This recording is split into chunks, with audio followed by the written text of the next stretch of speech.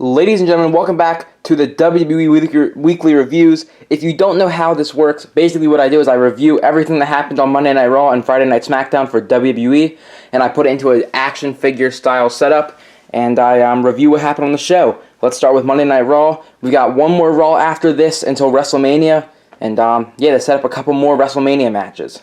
Let's get into it. Starting off over here, we had the show kickoff with Bobby Lashley, Shelton Benjamin, MVP, and Cedric Alexander, and they were talking about how we have 2 weeks until WrestleMania, and then suddenly Bobby Lashley and MVP started saying how Cedric and Shelton basically haven't been cutting it recently, and they've been slacking and losing matches and stuff, and Shelton snaps and goes, "The only reason you're the champ, Bobby, is because of us." So then Bobby Lashley gets all mad, and they start fighting. Well, basically, Shelton Benjamin was going after MVP, and Cedric Alexander was trying to be reasonable with them because, he's a cowardly heel. And then, boom, Bobby Lashley punches Shelton Benjamin and Cedric Alexander and beats him up. Then we get Bobby Lashley versus Shelton Benjamin, where Bobby Lashley wins the match. So we've got Cedric Alexander sitting over here all sad because the Hurt Business is officially over. Don't know why they would break the Hurt Business up. That's like the best faction. It is like the only faction, actually, because Retribution's done. And, that was stupid that they broke up the Hurt Business. Not off to a good start. Then over here we had Randy Orton talking about how at WrestleMania he needs to defeat The Fiend one more time, once and for all. And then we also had The Fiend and Alexa Bliss sitting in Alexa's playground. So it seems like we don't have the Firefly Funhouse anymore from Bray Wyatt. So it seems like this Bray Wyatt is dead. He hasn't been on TV in a while. So it seems like we've just got these two. And Alexa Bliss was saying how at WrestleMania they will defeat Randy Orton, and she did that Jack-in-a-Box thing, and boom, The Fiend popped out, and then The Fiend was sitting right next to her. So Fiend versus Randy Orton in 2 weeks at WrestleMania. Then right here, for some reason Samoa Joe wasn't on commentary. He was actually replaced by MVP. Not that big of a deal, but I just wanted to throw that in there just to let you guys know. Over here we had the contract signed between Rhea Ripley and Asuka. Rhea Ripley signed the contract, told Asuka to sign the contract, and then Asuka was saying how she was doing her catchphrase, "You are not ready for Asuka," and in the middle of her saying that, Rhea Ripley took the table and threw it at Asuka. Asuka fell down, and then the tag team champions came out, and were basically saying how Rhea Ripley and Asuka can't coexist, and they should fight them next week on Raw. And I think it's pretty stupid how the women's tag team champions have been involved in both women's championship feuds. First, Sasha Banks and Bianca Belair, and now Rhea Ripley and Asuka. Why do they need to be a team? Why can't they there's literally one more show after this until WrestleMania. Why do they need to be a team? I don't know. I think that's stupid. But yeah.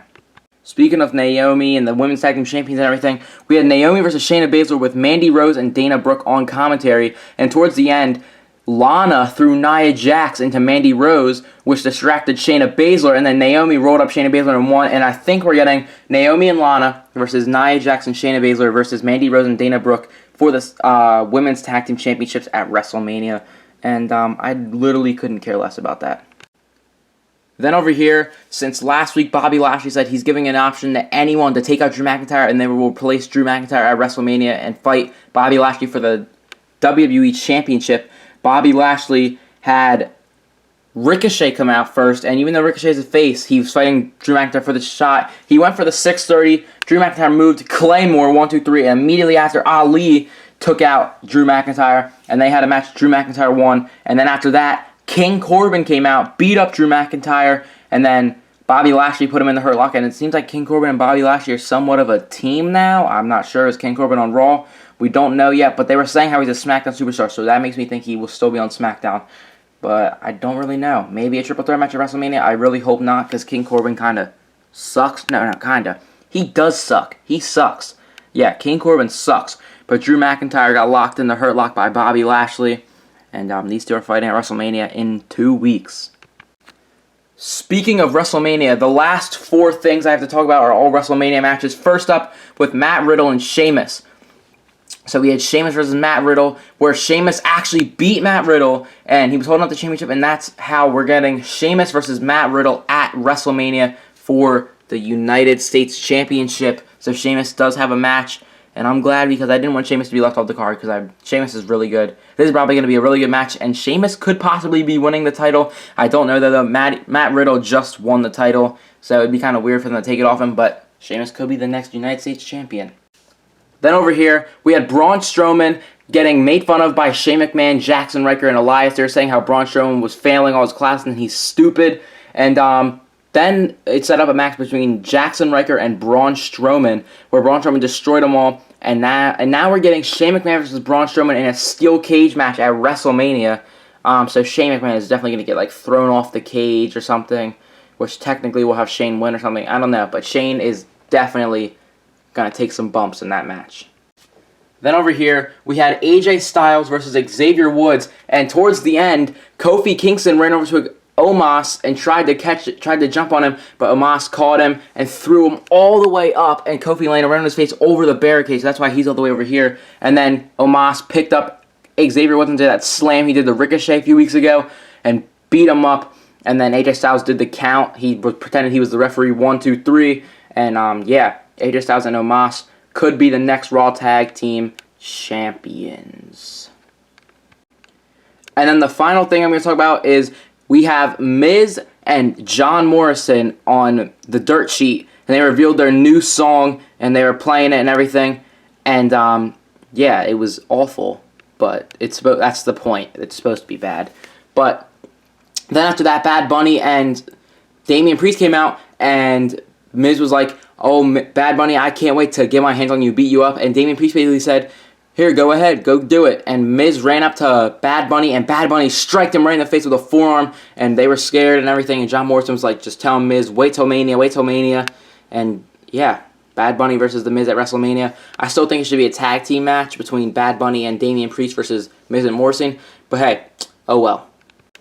So that does it for Raw. Pretty good show. Some of the things I didn't like were the Hurt Business breaking up, Nia Jax being part of the Raw Women's Championship feud. But other than that, this was a pretty good show. I'm going to give it a 7 out of 10, only because the Hurt Business broke up. That's a huge factor in the bad grade. And then more Nia Jax. I don't like Nia Jax. But other than that, I'll see you guys on Friday Night SmackDown. Peace. Alright, and now we're going to get started with Friday Night SmackDown. This was a really good show. Let's get into it. Starting off over here, we had the Alpha Academy, which is Otis and Chad Gable, as well as the Dirty Dogs, the SmackDown Tag Team Champions, Robert Roode and Dolph Ziggler, versus the Street Profits and the Mysterios. And the Alpha Academy and Dolph Ziggler and Robert Roode actually did win. Otis hit a splash to Montez Ford off the ropes, and that's how they won. And I'm pretty sure we're getting Otis and Chad Gable versus Dolph Ziggler and Robert Roode versus the Street Profits versus Rey Mysterio and Dominic Mysterio at WrestleMania for the SmackDown Tag Team Championships. I'm pretty sure they asked them about that. So, pretty sure that's a match that's coming up. Then over here, we had, I think it was, I don't even remember how the match was, but it was something with Tamina and Natalya were in the ring. And then, I think it was Tamina versus Shayna Baszler. And after that, after Tamina won the match, then Mandy Rose and Dana Brooke came in, the Riot Squad came in, Natalya and Tamina were fighting, Nia Jax and Shayna Baszler were fighting, Naomi and Lana were there. Everyone was fighting, and I'm pretty sure that's setting up a match for the Women's Tag Team Championship at WrestleMania between the Riot Squad, the champs, Naomi and Lana, Mandy Rose. You get what I'm saying? Yeah. Then over here, we had Seth Rollins and Cesaro talking about their match at WrestleMania, and Seth Rollins basically talking about how you can never bet against him at WrestleMania because he has more WrestleMania moments than Cesaro has in just regular moments. He was talking about how he has the heist of the century and how he beat Brock Lesnar at WrestleMania 35 and won the Intercontinental Championship at WrestleMania 34. And he was saying how Cesaro has no moments. And then Seth Rollins said, I should take you out before WrestleMania, right here, right now. And Cesaro said, take a swing, because get it, swing a punch, but he also takes him swinging all the time in the Cesaro swing. So it was kind of a play on words. But yeah, I'm excited for this match. Hopefully we get Cesaro's big moment at WrestleMania where Cesaro beats Seth Rollins. Then over here, we had Bianca Belair versus Natalya again, and Bianca Belair won. Or it was Bianca Belair versus Carmella, sorry. Bianca Belair versus Carmella, and Bianca Belair won. And Sasha Banks tried to hit the same move she did last week where she hit a backstabber, but Bianca caught her and said, just wait till WrestleMania. Wait till Mania, because Bianca knows what's at stake. She knows that if she gets injured, she might not get this opportunity again, so she's not even going to try to fight Sasha. She's just going to wait till WrestleMania so she can fight Sasha for the title, which is pretty smart. And I'm actually starting to get excited for this match because the storyline's pretty good now that Sasha's a heel. Then over here we had Apollo Crews challenge Big E to a Nigerian drum fight, which is basically a no-holds-barred match, no rules, where they hit each other so hard that it sounds like Nigerian drum. So basically, it's just an Extreme Rules match with no disqualifications. But yeah, so now this is going to be a no disqualifications Intercontinental Championship match at WrestleMania. I'm looking pretty forward to it. This match is going to be really good. Then over here we had Sami Zayn and Logan Paul watching the trailer for Sami Zayn's documentary when Kevin Owens came out and stunnered Sami Zayn.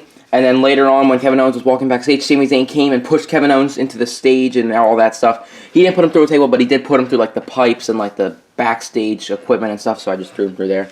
And Sami Zayn also asked Logan Paul if he would want to join him at WrestleMania, and Logan Paul said sure. So Logan Paul will be with Sami Zayn at WrestleMania. So Logan Paul is going to be at WrestleMania. And then for the final thing, we had Daniel Bryan versus Jay Uso in a street fight. And towards the end, Daniel Bryan gets Jay Uso and he locks him up with a chain, and then he puts the yes lock on him. Jay Uso taps out. Roman Reigns was sitting up at the top of the stage. He was disappointed. Edge was sitting down by the commentary table on commentary. And as soon as the match won, Daniel Bryan celebrated, and then he ran out, hit a running knee on Edge, and then threw him into the ring post 3 times, took Edge out of the equation. Then he ran up the stage to Roman Reigns, and Roman Reigns threw the freaking announce table chair at Daniel Bryan. Daniel Bryan moved, hit a running knee, put the yes lock in on Roman Reigns. Roman Reigns was screaming in agony, and then he went into the ring and held up the yes movement and the Universal Championship. He didn't actually hold up the Universal Championship, but I decided I'd put it in the setup because it looks cool. But yeah, that was it for Friday Night SmackDown. A really good show. I'm going to give it a 9 out of 10. Pretty good show. And yeah, this was the final show before our go-home shows for WrestleMania.